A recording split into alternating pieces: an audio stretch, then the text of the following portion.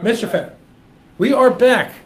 We are the coalition, loud and proud, outrage porn free, civilly disobedient media, broadcasting live on the Coalition Media Network at the Go Local Broadcast Center here at 9 Way Boston Street in the city we love, Providence, Rhode Island. The naked city, the city of 1,000 stories. It's a steamy night here in Providence, as we like to say, and it's still early. We are in the Las Vegas, Rhode Island, whereas I like to say there are more ways to sin than anyone can ever imagine. Folks, we've got a new sponsor in addition to ISIT LLC. We've talked about them. They're featured on our website. Network service support, email marketing, virus suppression, everything you need for your IT environment. We've got a new sponsor joining us tonight. They were with us in our first incarnation. And of course, I'm talking about Beacon Shipping and Logistics, beaconshippingandlogistics.com. Folks, we've got a national audience for the show now because of our Libertarian connections. Folks will hear this in the coming months. Anywhere nationwide, we're coming up at that time of year when folks are shipping cars. They're sending them across the country to students, bringing cars back home. Of course, with the advent of the World Wide Web, has changed the way that people purchase cars. You might be purchasing a vehicle from several states away. Beacon Shipping Logistics, Eric and his crew here, based in Warwick, Rhode Island, but operating literally internationally, are able to support your car shipping needs. Imagine being able to talk to one supplier who can get you the car from the dealership, from the private sale, directly to your home, to your college dorm, whatever it is you need for the automobile life you lead. We'll be talking about that more in the coming segment. But again, a big hearty thanks to Beacon Shipping and Logistics. And remember, whether it be internet marketing support, IT support, or shipping your automobile, companies that are willing to support independent media, particularly media that covers subjects as controversial as we do. And we've covered kind of the gamut tonight, and we will continue to push the envelope in the coming weeks. Folks that are willing to do that don't hide in general purpose programming or hide in outrage porn fills radio or hide in weekly shoppers that are published, but actually come out and support cutting edge, bleeding edge radio and media in an environment where we talk about politically charged issues. They are deserving of your support. Now, joining me on the phone for the very first time, someone that I know very, very well, a good friend of mine. He's the political director of your Rhode Island Libertarian Party. LPRI.us, of course, is the website. You've heard me talk about it many times. Full disclosure, I am the chairman of the Rhode Island Libertarian Party. I host a variety of guests on this show, both progressive in nature and conservative and libertarian. But my heart will always be with liberty. And that's the kind of focus we've had tonight. And someone who's going to take that one step further is our policy director, political director of policy. He is John Fennessy. John, welcome to the coalition. Hi, Dad. How are you? Great. Now, you've hopefully heard some of the conversation. I want to take it one step further, and we want to go constitutional. A lot of confusion about this, a lot of issues. We talked about with Stephen Brown where HIPAA stands in terms of federal law, that there are exemptions, if you will, with law enforcement concerns. But that being aside, and we're going to talk in a little bit about nullification, the 10th Amendment, and as I mentioned at the beginning of the show, the amendment I believe most under attack in America, the 4th Amendment. What are your thoughts about this law? Well, obviously as libertarians, Pat, we want people to be left alone. As long as you're not hurting anybody, you have the right to live your life in privacy, in peace, and not have people, I'll use Peter Kilmartin's words, rummaging through your medical history or your prescription history. Mm-hmm. So a quick look at this legislation, it's pretty obvious that it violates the 4th Amendment, which is your freedom to be free from unreasonable search and seizure. The reason we have that amendment is because the founders knew that legislators, governors, attorney generals like Peter Kilmartin, Gina Raimondo, and the legislators that voted for this legislation would do exactly what they've done, and that's to stand up there and say, here's why we really, really need to do something that we're not allowed to do. It doesn't matter to them that they're not allowed to do it. As long as they can justify it, they're fine with that. And we see, and Pat, this is what brought people like the members of the Libertarian Party of RI together. Legislation just like this. A blatant slap in the face to Rhode Islanders who have been guaranteed by the Constitution that this will not happen to them. And now it's happening. This cuts across so many types of patients, so many kinds of patients. What's unique in this law is that it's really a legislative weapon aimed at the hearts of everyone in this state, isn't it? Absolutely. And from my recollection, they've tried this in the past, and the reason for doing it was different last time. Last time they brought up legislation that was similar to this. It was about guns. This time, they have an opioid crisis that they can use to stand up and say, here's why we need this access. Like coming from the ACLU said, you don't need this access. You can get a warrant. This is about laziness. It's about being able to get this information without doing any of the work. So from a government standpoint, it's always much easier to manage people if you take away their liberties. Freedom is inconvenient for government because it makes them work hard. They have to go get evidence. They have to go obtain a warrant. They don't want to have to do that. So what we're met with is another piece of legislation that allows them to skip a couple of steps at our expense and allows them to push their agenda without having to consider that there are people along the way that they're infringing on their rights. That these are rights these aren't even rights that we're sitting here asking for. We have them. We have them on paper saying that you need a warrant to search anything it is that I have. We were born with these rights. Absolutely. We were absolutely born with these rights. John and I think it's fair to say, are both what you call voluntarists. It's a term that I often use on this show. But if you haven't listened before, voluntarist, and John, feel free to correct me. I'm often imperfect in my elaborations, but as free men and women, we voluntarily consent to be governed. A consent that I might add, that we are, as free men and women, born with the right to remove at any time, at our discretion, at our convenience. John, I think you and I have just decided to not be ruled by this by this law. You look at legislation like this, and John, how much of this is never let a good crisis go to waste? I mean, is the Patriot Act born out of crisis? This act born out of crisis. Even if the crisis is highly tangential to the law, is there any end to the appetite for government to increase their control over you? Well, this is a page right out of the Patriot Act playbook. This is the same thing they always did. What they're doing here is they're taking a freedom that we obviously already have, and they're taking a circumstance that already exists, and they're using it to try to sell to us the reason why you don't need this protection right now. There's something that's more pressing that we need to accomplish that's more important than your freedom. And that couldn't be further from the truth. Right. We have these freedoms because, like I said before, the founders knew what government does. Government is they're not angels. They're people. It's like we are. It's like everybody's a person. Everybody is fallible, them included. We have these protections because they knew people like this would do things like this. Just because they have a good reason doesn't give them the authority to do it. Public tragedy should never beget poor policy, ever. We see this with folks raising the flag of the death amendment, death penalty. We see this with the interdiction of drugs. We see this now with a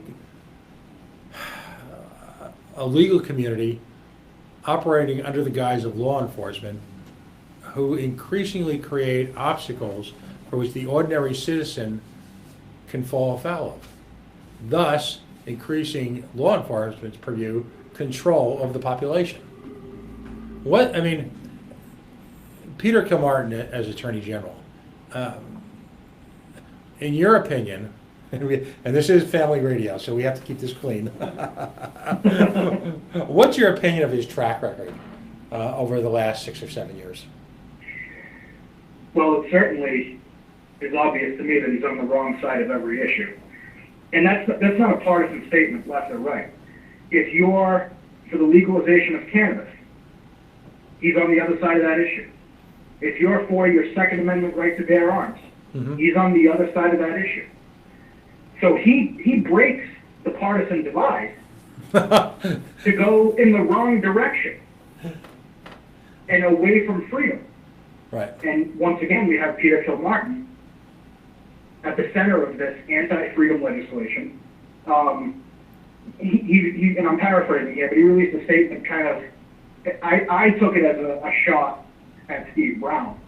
And he said that, you know, there's people out there that are claiming that police are going to rummage through your prescription history and that there's going to be unfettered access. And Mr. Kilmartin's claim is that that's not true. My question is, if you're concerned about unfettered access, why not just leave the warrant? If you don't intend to rummage through people's prescription history, why not get a warrant? Your previous guest talked about how they have to go through the Department of Health, and there were other requirements that they had to satisfy so that it wasn't just carte blanche, law enforcement dipping into your records. The fact that there's still something in place that they have to navigate in order to get this information is irrelevant because it's not a warrant. The Fourth Amendment says you have the right to be free from these searches unless there's a warrant, not unless the Rhode Island Department of Health says it's okay. Right. And let's speak to the larger issue, because I didn't want to, the folks who were on before you were, I'll call them largely apolitical, really testifying about this from a professional perspective and a constitutional perspective. So let's you and I get really harshly political. Every time the government decides to create a database, ultimately it leads to this, doesn't it? Yep. I mean, we have the specter in this state. We had bipartisan support for the creation of a DNA database. Even alleged liberty Republicans supported that in the interest of law and order, law and order. Yet every single time, whether it be gun owners databases, vehicle registration databases, whether it be prescription medical databases, whether it be DNA databases, all protestations to the contrary that it will never ever be used in a manner other than which it was originally developed, which is for the basic safety of the people who live here in this state. Every single time they've done that, the cause has been perverted, hasn't it? Absolutely. So should we ever have another damn database in this state? I'd vote no on that one, Pat. We've got this notion that's being advocated that medical cannabis users, again, folks who are legally using a legal product under the control of the state, which I believe is an abomination. I just believe it should be legalized. Imagine, by the way, how fewer opioid lacing problems we would have in a clean, competitive market. Just saying. But again, there's this death race to create another damn database, which then government will have in its control, and then like flies to the island. People like Peter Kilmartin will invent some crazy reason why they've got to go have it. And yet every one of these products, uses, are legal. They're ascribed to us as our part of our natural rights. A plant, a gun, which was clearly by our founders, the legal use of which made legal. Yet, John, in any case where any one of these products are used illegally, is there a sufficient body of laws already in existence to perform some level of interdiction? Right, so a lot of the laws we're looking at now, they're trying to criminalize an activity that commonly occurs before the crime. Mm-hmm. So in the case of the panhandling ordinance in Cranston, They want to criminalize someone's right to stand there and hold a sign, Right. or to stand there and ask for money, because they might jump in front of a car and harass people. Right.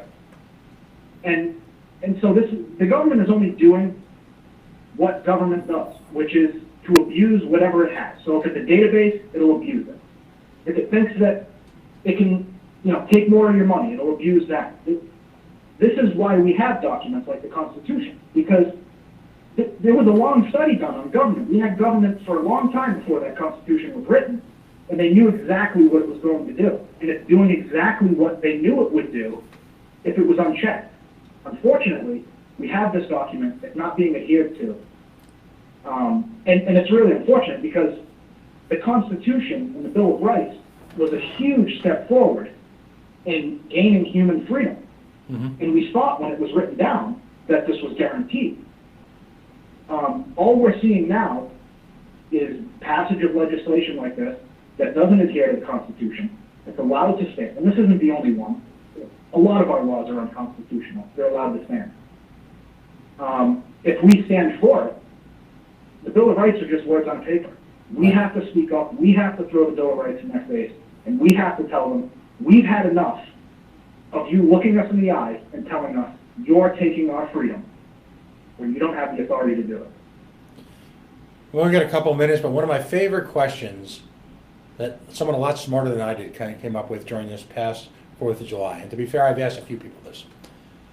John, conditions existed a few hundred years ago here in what became the United States of America, and our relationship with the Crown, with England, that literally forced us, by creating an environment of loathing, absence of freedom, that forced us to separate ourselves from the Crown.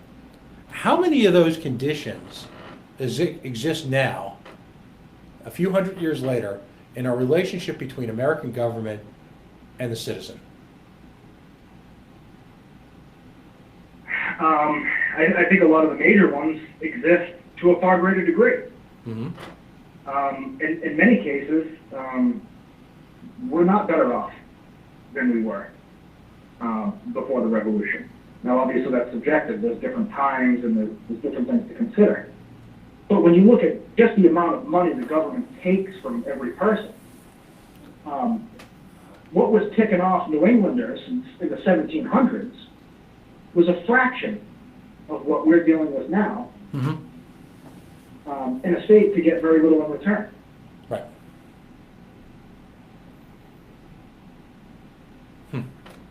It's astonishing. In a large sense, in our lifetime, John, we've seen us come full circle. We've gone from a nation of liberties and natural rights to a state environment where all of us are essentially necessary inconveniences to support the greater good of the state, not the individual. It's sad. But there is an answer, isn't there, John? There's something called the Libertarian Party. Give us a quick snapshot of what the Libertarian Party stands for.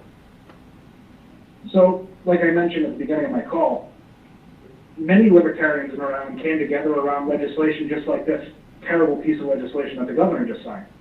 It was people from all different walks of life with different political opinions that were getting fed up that people's freedoms were being taken away. And a lot of times, when you talk to people within the party, it's not that their freedom is being infringed upon. It's that other people's freedom is being infringed upon. I don't need to go panhandle in Cranston. I'll fight for somebody's right to do it. I don't have opiates in my prescription history. I'm not worried about them looking at me. And that's what the Libertarian Party stands for. I might not intend to exercise this right, but I fully support your right to do so, unfettered by the government. Excellent. John, thank you so much for joining us tonight. John Fennessy, he is the political director of the Rhode Island Libertarian Party. You can find out more about the Libertarian Party at lpri.us. In challenging times like these, when our basic civil rights are under attack, there are a handful of organizations that stand clearly without political gain, stand exclusively for your rights. John Fennessy is the embodiment of what I like to say is someone who hashtag takes it very personally. John, thanks for joining us tonight. You're going to be a regular contributor here. You and I will talk very soon, probably in an hour or two. All right? Thanks a lot, Pat. All right, buddy. Folks, it was John Fennessy, again, political director of the Rhode Island Libertarian Party. We are going to have, in the next few weeks, other folks weigh in on this issue from other political organizations, but it was important to me on a personal level that the Libertarian Party be first and foremost in fighting, again, if we've got an endangered species list of constitutional amendments, this is another slap in the face, a shot directly at, to me, the most sacred amendment, the Fourth Amendment. And yes, I know that sounds odd because I'm a First Amendment kind of guy. But ultimately, the Fourth Amendment is at the core of our relationship between the individual's rights, and the variety of forms of government that seemingly exist solely to torture us on a day-to-day basis. Folks, we're going to take a quick break. Joining us in the next segment is someone who I consider to be truly libertarian fabulous. Corey Watkins from Texas is actually going to be joining us next Friday. So if you're from the great state of Texas and you happen to be listening in, please stay tuned, because Justin O'Donnell, he is a candidate for the United States Congress from the great state of New Hampshire, is going to be joining us. He will always be the first future congressman that I met petitioning outside of a Stop and Shop in North Attleboro, Massachusetts. You are listening to The Coalition on the Worldwide Coalition Media Network, broadcasting live here at the Go Local Live Broadcasting Center, 90 Way Boston Street, in the city we love, Providence, Rhode Island, the mean streets of Providence, the naked city, the city of 1,000 stories. CoalitionRadio.us, Facebook.com/The Coalition Radio, and of course, as always, on the mighty, mighty Twitter at Coalition_Radio. A big shout out to our new advertiser for this second, Beacon Shipping and Logistics. Of course, iServices LLC continues to support us. Two firms you need to look to support as well.